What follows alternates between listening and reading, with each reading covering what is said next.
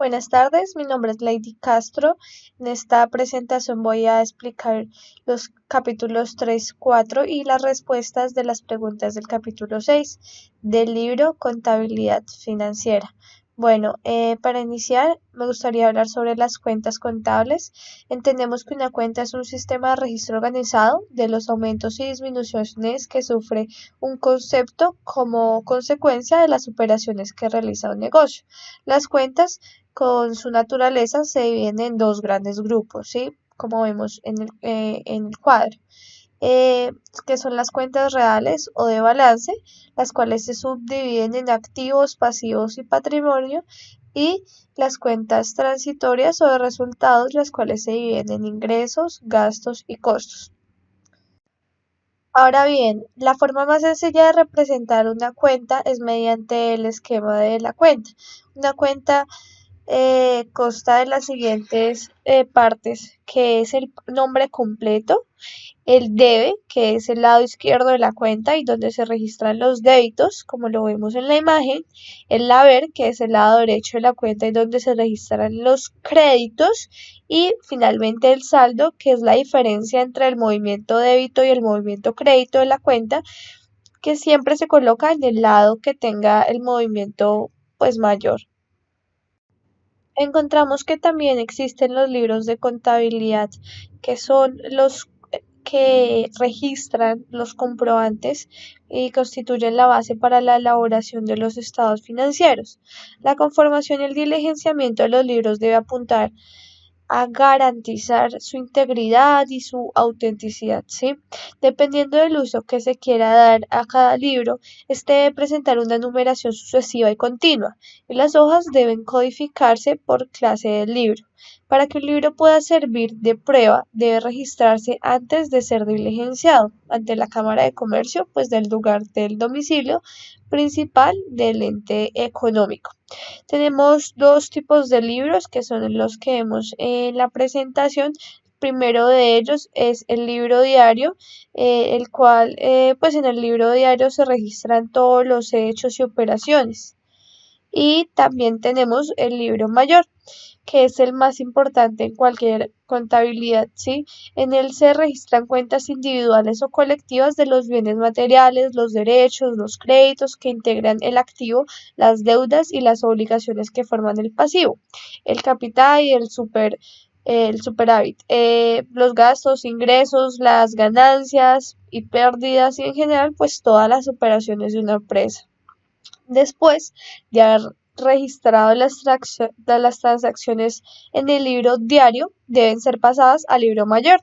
Esto es lo que se conoce como mayorización, ¿sí? La mayorización se puede hacer diaria, semanal o mensualmente, dependiendo de la duración del periodo contable de la empresa. Normatividad internacional. Bueno, cuando una norma o interpretación sea aplicable a una determinada transacción, la política aplicable a esa partida se ejecutará usando la norma en cuestión y además teniendo en cuenta cualquier guía de implementación relevante emitida por el IASB para esa norma. Ante la ausencia de una norma o una interpretación que sea aplicable a una transacción específica, la dirección tendrá que emplear su juicio en el desarrollo y aplicación de una política contable para que la información a suministrar sea relevante y fiable. Ahora, también existe la uniformidad de las políticas contables.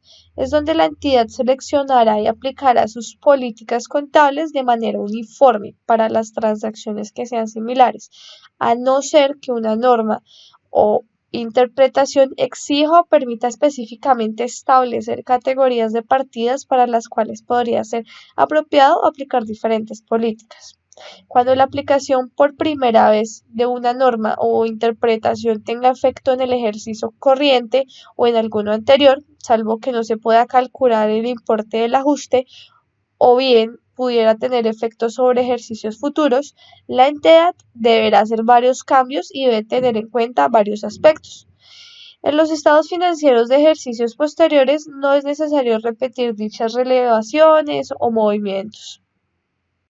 Bueno, ya pasando al capítulo 4 nos encontramos con los ingresos y gastos. Entonces, cualquier empresa necesariamente debe generar ingresos para asegurar su supervivencia, su permanencia en el mercado y sobre todo para maximizar su valor. Pero también es cierto que para poder generar los ingresos se debe incurrir en gastos. Voy a explicar en los siguientes minutos el concepto de ingresos y gastos, haciendo pues énfasis en los ingresos y gastos operacionales, su causación o devengo y registro. Entonces, entendemos por ingresos como donde la empresa en el ejercicio de su actividad presta servicios y bienes al exterior. A cambio de ellos recibe dinero, es decir, que el ingreso es el precio o valor que recibe por la venta de bienes o servicios. Ahora, por los gastos entendemos cuando la empresa incurre en un gasto que obtiene una contraprestación real del exterior, ¿sí? Cuando utiliza la mano de obra de sus trabajadores o bien cuando consume el suministro eléctrico para mantener funcionando sus instalaciones. Por lo tanto, los gastos son los desembolsos necesarios para generar los ingresos. Es sumamente relevante distinguir los conceptos de gasto y de pago que pues son diferentes. Entonces, se incurre en un gasto al disfrutar de cierto servicio, se efectúa el pago del mismo en la fecha convenida, ya sea en el momento en que se reciba el bien o servicio o en fechas posteriores. ¿Listo? El proceso de registro de los ingresos y los gastos. Bueno, en el proceso de registro de los ingresos y gastos se siguen los mismos procedimientos usados hasta ahora para el registro de las transacciones. Por lo tanto, es necesario abrir una cuenta en el libro mayor para cada concepto de ingreso y de gasto y seguir la normatividad que se vio con anterioridad para el registro de las cuentas. Se hace de acuerdo y pues siguiendo el formato que encontramos en la foto. Ahora bien, tenemos el cierre de ingresos y gastos. Primero de ellos es el cierre de ingresos, donde se evitan todas las cuentas de ingresos por el saldo que presente en el libro mayor cada una de ellas y se acredita una cuenta llamada ganancias y pérdidas, como lo vemos en la imagen. El otro que tenemos es el cierre de los gastos, donde se acreditan todas las cuentas de gastos por el saldo que se presente en el libro mayor, cada uno de ellos, y se debita la cuenta llamada ganancias y pérdidas, igual como vemos en la imagen. El tercero de ellos es el cierre de ganancias y pérdidas, en donde la cuenta ganancias y pérdidas también es una cuenta temporal y su ciclo se limita a los asientos de cierre. Eso quiere decir que hasta esta cuenta se debe cerrar inmediatamente para determinar la utilidad o pérdida. Para cerrarla se procede de la siguiente manera. Entonces, si la cuenta ganancias y pérdidas presenta saldo crédito, los ingresos son mayores a los gastos, ¿sí? Entonces se debita por el saldo que contenga y se acreditan las cuentas utilidad del ejercicio o impuesto de renta. El registro es el que se muestra en la imagen. Ahora bien, si la cuenta de ganancias y pérdidas presenta saldo débito, los ingresos son menores a los gastos, entonces se acredita por el saldo que contenga y se debita la cuenta perdida del ejercicio. Es importante mencionar que los asientos de cierre, al igual que todas las transacciones, deben registrarse en el libro diario y luego pasarse al libro mayor. Proceso de ajuste de ingresos y gastos. Entonces, los asientos de ajuste se hacen al final del periodo contable, entendiendo por el periodo contable el lapso dentro del cual la empresa mide el resultado de sus operaciones, que puede ser mensual, trimestral, semestral, anual o cualquier otro que determine. En Colombia, normalmente, el periodo contable está en concordancia con el periodo fiscal, es decir, va del 1 de enero al 31 de diciembre. La finalidad de los asientos de ajuste es asignar a cada periodo contable la cantidad de ingresos que se hayan devengado y la cantidad de gastos que se hayan causado y que todavía no se hayan registrado. Tenemos varias clases de ajustes. Existen pues varios tipos de ajustes, entre los cuales están los ajustes acumulados, los ajustes diferidos, los ajustes por depreciación, los ajustes por agotamiento, los de amortización, los de diferencia en cambio, los de provisiones, los de varias valorizaciones y por último también tenemos para corregir errores u omisiones, entre otros. Bueno, ya iniciando con las preguntas del capítulo 6, la primera de ellas nos indica ¿Qué se entiende por activo no corriente y en qué se diferencia del activo corriente? Entonces, los activos no corrientes son aquellos que por su naturaleza, destinación u objetivo son difíciles de convertir en dinero a corto plazo, por lo cual ninguna empresa puede esperar liquidez de estos, ¿sí? Entre los activos no corrientes se encuentran los activos fijos tangibles e intangibles, como vehículos, terrenos, edificaciones, patentes y derechos de autor, entre otros. Su tiempo de amortización generalmente excede de un año, al contrario del activo corriente, el cual se amortiza normalmente en un año en un ciclo operacional. Otra pregunta, la segunda que tenemos, es qué característica debe tener un activo para ser considerado como activo fijo. Entonces, entre los activos no corrientes están los activos fijos como maquinaria y equipo, vehículos, construcciones y edificaciones y terrenos, etcétera. Entonces, ¿qué características deben tener? Es que la empresa los utilice permanentemente en el cumplimiento de su objetivo social, que se utilice para la producción de bienes y servicios, que no estén destinados a la venta, que tengan una vida útil mayor a un año. Tercera pregunta, ¿cómo se clasifican los activos fijos tangibles? Bueno, los activos fijos tangibles se clasifican en activos no depreciables, activos depreciables y activos agotables. La otra pregunta nos dice, explique por qué algunos activos fijos tangibles no se deprecian. Entonces, esto se da porque los activos fijos tangibles de planta no depreciables son los bienes de una organización que se puede palpar y que no pierde su valor por su uso, ¿sí? El activo clásico en esta clasificación son los terrenos. La tierra generalmente no pierde valor por su uso, puede valorizarse o desvalorizarse, es decir, puede ganar o perder valor en el mercado, pero no se deprecia. Otra pregunta nos dice, ¿qué se entiende por depreciación?